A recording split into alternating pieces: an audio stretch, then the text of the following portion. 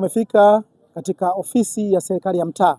Huu ni mtaa wa Kiyombo ndani ya kata ya Kitunda, jimbo la Kivule, lakini hii ni wilaya ya Ilala. Tumekuja kuzungumza na wananchi ambao wanapatikana katika mtaa au wakazi katika maeneo haya, lakini pia tukaona si vema sana tuweze kuondoka bila kufika katika ofisi ya serikali ya mtaa tuweze kuzungumza na mwenyekiti wa serikali ya mtaa, naye pia aweze kutuambia tathmini yake kwa ujumla, hususan wananchi au wakazi wa maeneo haya wameweza kuzungumza baadhi ya kero zao mbalimbali, lakini kero yao kubwa ni hususan katika masuala ya miundombinu. Tukizungumzia barabara, maeneo haya kuna wakazi wengi sana, lakini barabara imekuwa ni korofi, kwa maana kwamba watu wengi wanashindwa kufanya transportation zao kutoka sehemu moja kwenda sehemu nyingine, lakini pia wanafunzi ambao wanaishi katika mazingira haya kwenda kusoma katika eneo lingine, bado barabara ya maeneo haya imekuwa ina sintofahamu nyingi. Tumeona tuzungumze na mwenyekiti wa serikali ya mtaa, naye pia aweze kutuambia, atupe majibu haya. Je, kwake kama kiongozi, kama mwenyekiti wa mtaa, ana kipi cha kwenda kuzungumza? Anaenda kuwapa nini majibu wananchi au wakazi katika maeneo ambao yeye ndo anaongoza? Moshi Mohamed Marula, mwenyekiti wa serikali ya mtaa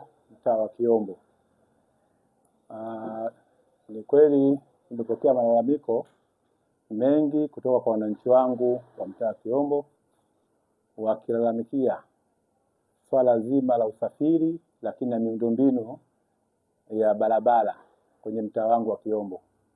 Na mimi nilifika mitaa hiyo ambao walikuwa wanalalamikia, hasa kwenye eneo lile la kilima cha Kiyombo. Pale ndio kwenye shida kubwa mno. Pale kuna shida kubwa ambapo inasababisha hata usafiri kuwa wa gharama ya juu. Kutoka kwa Makibonge kuja Kiyombo kwenye mtaa wangu, usafiri ni shilingi 2,000, 1,500. Kwa hiyo wananchi wanalalamika sana kuhusu hiyo kero. Na hata zile kuna usajili wa daladala ambao ulifanyika Mnazi Mmoja kuja Kiyombo. Sasa hivi hizo gari haziji huko. Lakini shida kubwa ni swala zima la barabara. Na mimi nilishawahi kuongea nilifanya juhudi za kuongea na DCO, akaniambia atanisaidia, lakini mwisho wa siku hakuna kinachofanyika. Na kulikuwa na daladala zinakuja kutoka Banana kuja Kiyombo, lakini sasa hivi zile daladala zote nazo zimekata.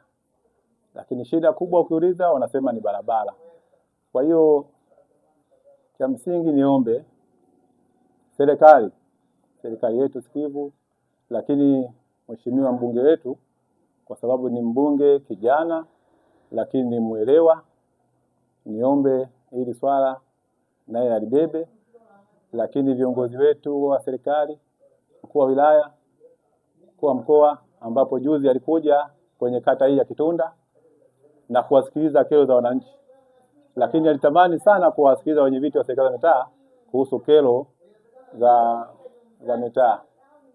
Kwa hiyo nashukuru aliongea. Kwa bahati mbaya mimi sikuweza kupata nafasi ya kuzungumza, lakini kero kubwa kwenye mtaa wetu ni hiyo barabara.